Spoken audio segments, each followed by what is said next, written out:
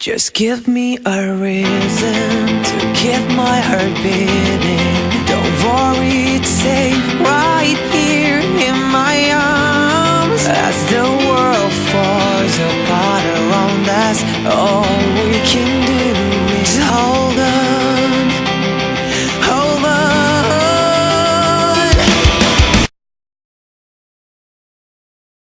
What is up, guys? DT Ninja here to bring you my latest anime review from Naruto Shippuden, and this is from Itachi Shinden Hen, Darkness and Light, the anime adaptation to the novel. This is going to be the third episode, my third episode review. Now, it was going to be out last weekend, but I was feeling sick still, so I didn't have time to do it, and I did a breakdown instead. I did a breakdown Sunday night, so I put that video out, and that one was mostly about Izumi Uchiha, so that kind of covered that part of the episode, but it wasn't really specifically for the episode, it was for the novel, so this one is going to be a little bit of both. So I wanted to do this review because I feel it's very important. This episode, this past week, it was last week. This week is a new episode, but the last week was the pain of life. It was called the pain of life, and Itachi learns the pain of loss, basically, right? He has a new team of ninja that he's on, and now he learns, that comrades can also be friends, so he makes friends, and then he ends up losing one of them in particular. Now, this is when he unlocks his Sharingan at the very end, so I really enjoyed this episode, but I want to point out some things. So first off, the very beginning, with his father. I really like the scene because his father, was walking around with him, and he says, you're the face of the Uchiha, and I'm glad I can walk with you, father. And so that's when he, is about to buy him some of his favorite, food, and he's talking about his genin life.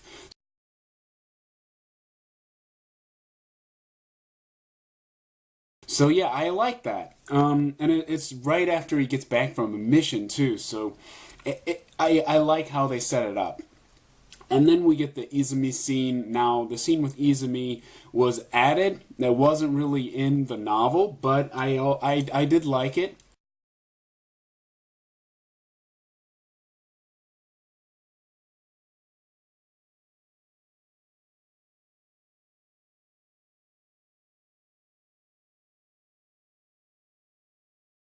I already mentioned the parts that should have been in there, the parts with Izumi and her Sharingan, the actual bully scene that was never shown, because that bully, that in particular, is Tenma, one of his new teammates, so that is why I wanted them to show that. But let's get on to the main part of the episode, and that is the new team. So their new team consists of, obviously, Itachi, we have Tenma Izumo, and then we have Shinko Inari. First of all, Tenma, he is about 12 years old, so he's 4 years older than Itachi. I believe Itachi is 8 years old now, when we're seeing in the anime. And Tenma's 12, so he's 4 years older. And I think the reason why he bullied him to begin with was because Itachi's so much more talented than him, so that, it's kind of frustrating for him, because he's 4 years ahead of Itachi, and his skill level is not even close to his. So he gets really upset, and that resentment is still within him when he joins the team. So that's quite interesting, and it makes it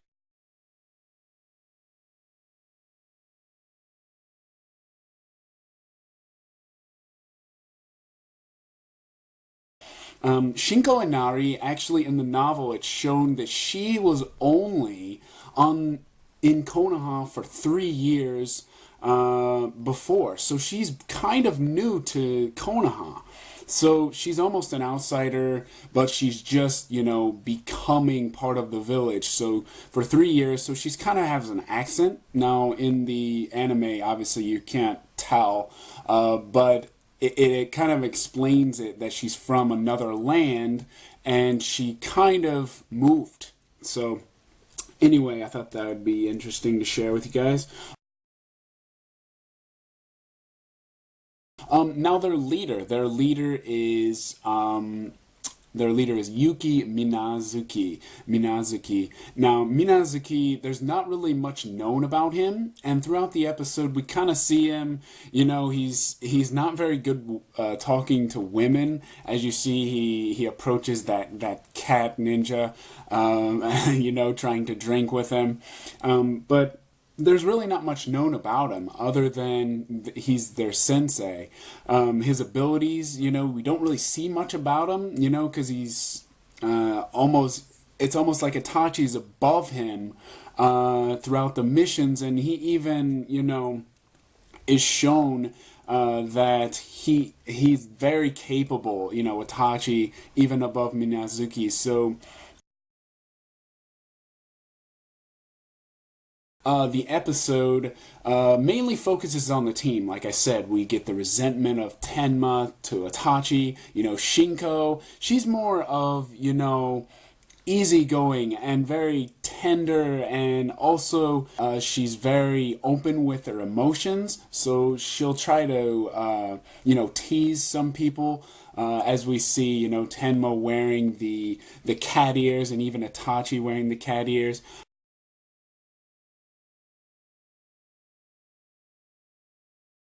But one thing about her is that she sets both of them straight. Like, you are comrades, you are friends. And she's the one that really shows Itachi that, they are friends. Not just, not just comrades, not nakama, but actually tomodachi, friends. So I really like that aspect in the anime.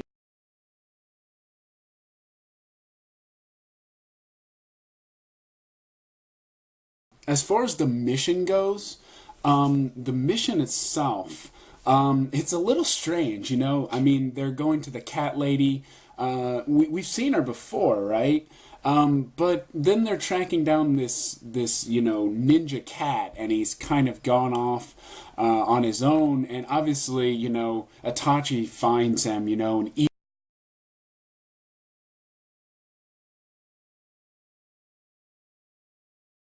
him. But this scene was not really shown in the novel, so this mission is not part of the book of Bright Future. This is not part of the novel. So, but I do like the fact that it shows Itachi's skills throughout, and also the fact that Tenma is willing to sacrifice his life just for his own family. Jumping for those cat, whiskers, even though you can see he's kind of impulsive and also arrogant, willing to go after, kind of jumping before he thinks, doing things without thinking. So I did like that part, especially when definitely he's got a courageous spirit, and the will of fire is definitely in him. He doesn't back down even if he can't accomplish something. So I do like that about him. He kind of reminded me of Naruto a little bit. And then as we exit through the final scene, actually even before we get there, we see Itachi with Sasuke, at his house, and he's thinking, and he sees. That's when he grabs the cat ears, and that's when he gets to that. I like how the episode kind of progressed that way.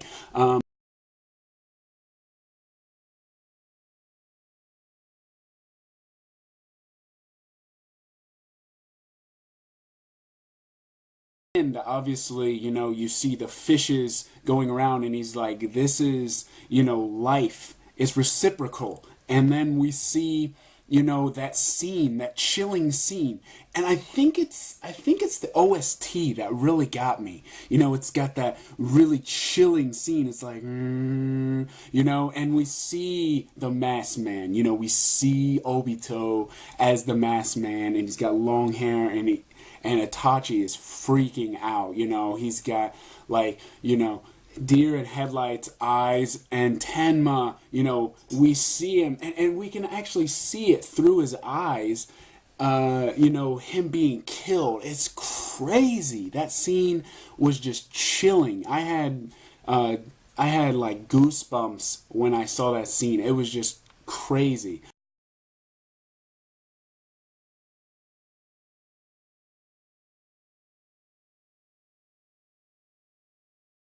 Was done very well, especially afterwards when he's, you know, this is a bond, you know, a life is saved, you know, a life is lost. This is, you know, this is the ninja world, this is reality. And another thing is, we don't really see the scene, but it's a memory, so it's even more powerful. But I kind of wish it would have shown more of the scene, because the scene is really long. It's a long scene. And that's what this is for. I'm going to be sharing that specific scene with you guys. So, first of all, actually it wouldn't be first of all. Next thing, instead of the cat mission, they went on a mission to take down a spy from Iwa. So, this is a specific mission in this novel that they do. And so they take down a spy from Iwa. Normally, an upper rank shinobi like an Anbu would take care of such a mission. However, Hyuga Hinata Hyuga, was kidnapped. You guys remember this. She was kidnapped, and Genin teams had to take higher level mission, as the upper rank shinobi were all busy, you know, taking care of that specific situation. So now Itachi's group has this mission, you know, to take down a spy. So I really enjoyed reading that. But what I'm going to focus on is the one I call Severed Bond. And this is the encounter with Obito, or the Masked Man. So it's kind of long, but I've kind of shortened it. So it's rather 3 pages long, but I'm going to share it with you. So I hope you guys enjoy, and hopefully it gives you, you know, a better idea of what was going on, because all we saw in Itachi's eyes was that Tenma died, and it is much more detailed, more gruesome in the novel. So let's take a look here. Team 2 was chosen to do a mission to guard the daimyo for his annual trip to Konoha. Traditionally, the Genin team, which performed the best during the year, was given the mission. This is considered a great honor, but mostly for show, as the daimyo has the other guards and some of the 12 guardian ninja accompanying him, and there's also an Anbu team in the shadows. Minazuki Sensei starts out, "If we don't hurry, we won't arrive in Konoha until nightfall." They boldly proceeded with caution. While they were under the lead command of the 12 guardian ninja, Tenma and Shinko were in awe of these shinobi of such high rank. As they casually were heading back to the village, suddenly a masked figure appeared out of nowhere. He had long hair and was wearing an orange mask, but something was odd about him. He acted almost like a fool. If that man was truly sinister, Itachi would surely let his team know. His comrades were a bit tense to communicate with each other. "Hey, are you okay?" A void opened up from behind one of the guardian ninja. "Please, if I could just have a minute of your time." They were bold words. At the same time as the man took a step forward, he raised his right arm. "Well, would it be alright if we could have a little chat then?" "Afternoon, but you're blocking the road, sir. How did you get here anyways?" "Oh, you mean this?" The man stretched out both of his elongated hands, focusing on the man's gaze. sending out a jolting aura. Itachi felt a disturbance of chakra. Minazuki-sensei! He yelled out to him, but it was too late. A genjutsu. For the moment, he took a defensive stance right before Itachi's eyes. Yuki had been standing upright. Behind all the rigid signs, they had experienced it once before. The 12 Guardian Ninja, and also the daimyo's most trusted advisor. Ha! You're all caught up in my genjutsu. The man's tone of voice suddenly changed. Up until now, he sounded somewhat like a fool. This man, however, sounded completely different, almost as if he possessed great intellect. Itachi was trapped, or so he thought. How in the hell are you two still... He wasn't the only one to escape his genjutsu. Tenma also, along with Itachi, tried to catch their breath. And then immediately following his chakra signal, it was next to him, something twisting and turning. Bastard! What have you done? When he realized it, it was already too late. Tenma dashed over towards him. With his eyes, he saw Tenma running. Only for a moment. This is my special genjutsu. The extent of this jutsu would surely ensnare you. But maybe I've already told you too much. He muttered it all to himself, all in the while laughing. This guy, if we can handle him for even a moment. Tenma! It was a challenge. We should calmly assess his strength and ours first. Tenma drew his kunai and stabbed the man's throat, but it got stuck. A shinobi must be ready to assess any situation objectively. How did you do that? Itachi was terrified as Tenma spoke. It was understandable given his situation. Itachi was frozen with fear. He could no longer move. At first glance, it looked as though he pierced through his head. Not even a single drop of blood was flowing. It was like Tenma's arm slipped right through the man's body. Die! Gah! Tenma then made a strange sound that echoed. His body was floating in midair. Tenma had gone right through the man's body. He avoided his attack somehow, and in return, cut him deeply. This was no illusion. A vast amount of blood spilled from his abdomen. It was like a waterfall pouring out of him. Tenma was having slight spasms, over and over. And then gradually it became silent, to the point he could no longer move. Those who are reckless and reach for success will only find death. This is the reality of the ninja world. Just when you think you have it, it's already too late. Just who in the hell are you? An Uchiha who knows everything, the truth of this world. Now, do you have any last words? I'm a ninja of the Leaf Village. Do you want to die here? You're quite a shinobi, rushing to your death and all. It's quite unnecessary. Even so, if you wish to die, then I will grant you this wish. Itachi was scared out of his mind. Tenma prepared himself one last time. I'm a ninja of the Leaf Village. I cannot run away from this. Very well. So you've chosen death after all? Tenma rushed at the masked figure once again. He could feel his insides pouring out. There was no doubt he was moving only with the power of his will. He struck the man with a kunai once again, only to slip right through his body. Now suspended while in midair, Itachi once saw his determined face one last time.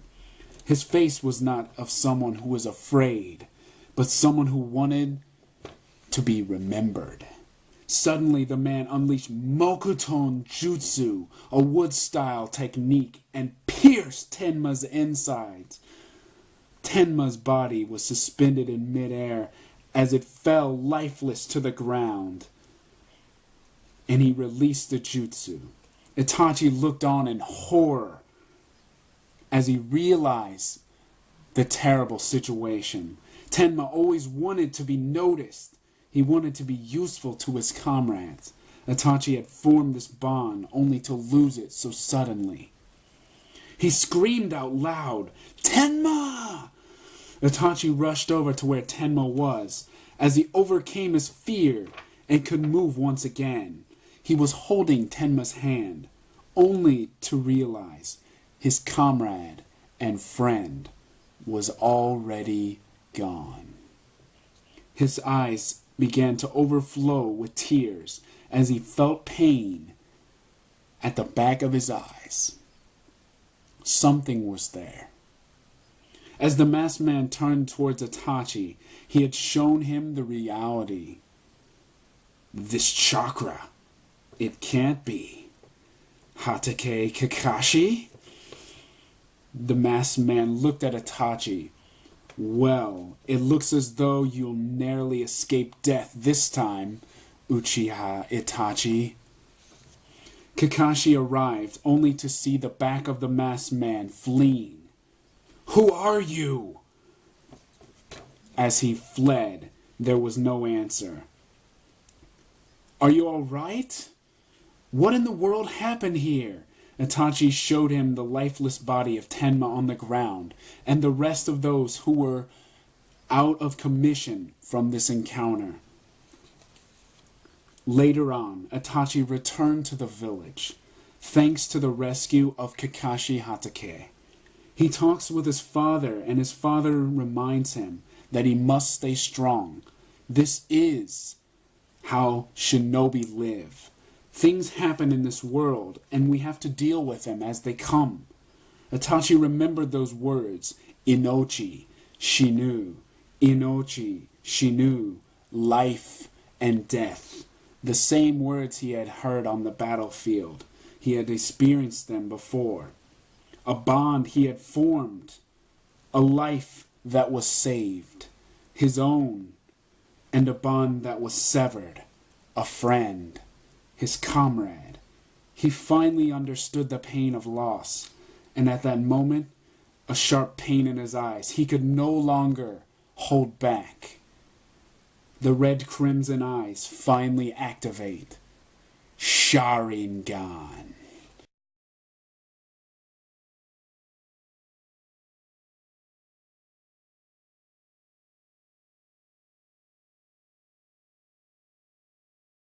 I hope you guys enjoyed this anime review. Yeah, so that's pretty much it. I probably will be doing another breakdown, possibly of the full scene. It's actually very long. I actually cut it down a little bit, so maybe the next scene will be this scene, but maybe not. I might move on to another one, because this one is quite sad. So I hope you guys enjoyed. Yeah, that's pretty much it.